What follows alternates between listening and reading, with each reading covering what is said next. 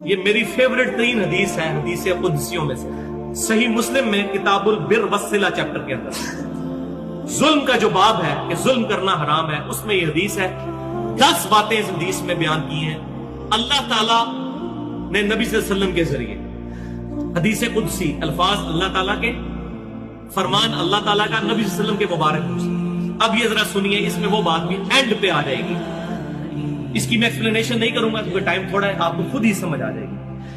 سیدنا ابو ذر غفاری رضی اللہ تعالیٰ عنہ نبی صلی اللہ علیہ وسلم سے بیان فرماتے ہیں کہ اللہ تعالیٰ فرماتا ہے، نمبر 1، اے میرے بندو، میں نے اپنی ذات کے اوپر ظلم حرام کر دیا ہے اور اسے تمہارے درمیان بھی حرام کر دیا ہے، لہذا تم بھی ایک دوسرے پر ظلم مت کرو۔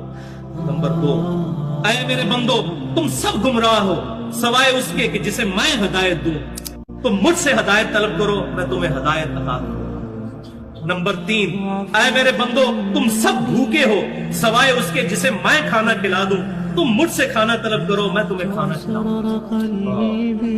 نمبر 4، اے میرے بندو، تم سب ننگے ہو سوائے اس کے جسے میں لباس پہنا دوں، تم مجھ سے لباس مانگو، میں تمہیں لباس دوں گا۔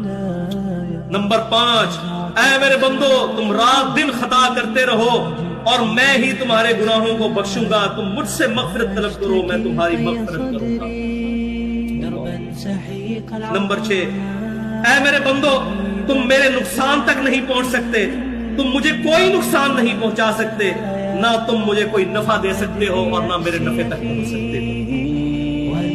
نمبر 7، اے میرے بندو، اگر تمہارے اگلے اور پچھلے انسان اور جن سب کے سب مل کر اس پرہیزگار شخص کی طرح ہو جائیں جو تم میں سب سے پرہیزگار ہے، تم میری بادشاہت میں کوئی اضافہ نہیں کر سکتے۔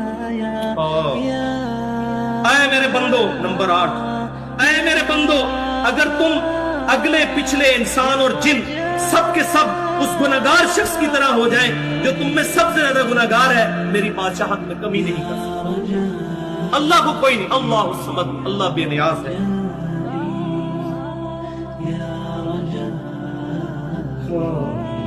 نمبر 9، اے میرے بندو، اگر تمہارے اگلے اور پچھلے انسان جنات سب کے سب مل کر ایک میدان میں اکٹھے ہو جائیں اور مجھ سے سوال کرے تو ان میں سے ہر ایک کو اس کی خواہش کے مطابق عطا کروں گا، میرے خزانے میں اتنی کمی بھی نہیں آئے گی جتنی ایک سوئی کو سمندر میں داخل کرنے سے۔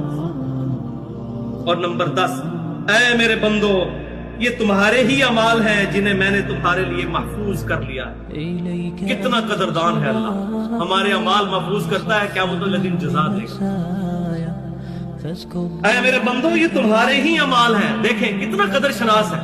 اور بندے کو کیا کہنا چاہیے؟ اللہ تیرا فضل ہے، اور اللہ تعالیٰ بندے کی تعریف کر رہا ہے۔ اے میرے بندو، یہ تمہارے ہی اعمال ہیں جنہیں میں نے تمہارے لیے محفوظ کیا اور پھر میں تمہیں ان کا بدلہ عطا کروں گا، لہذا جو شخص بہتری پائے وہ اللہ کی حمد کرے، جو شخص بہتری پائے اللہ کی حمد کرے۔ الحمدللہ رب العالمین، سبحان اللہ و بحمدہ عدد خلقہ ورضا نفسہ وزنۃ عرشہ ومداد کلماتہ۔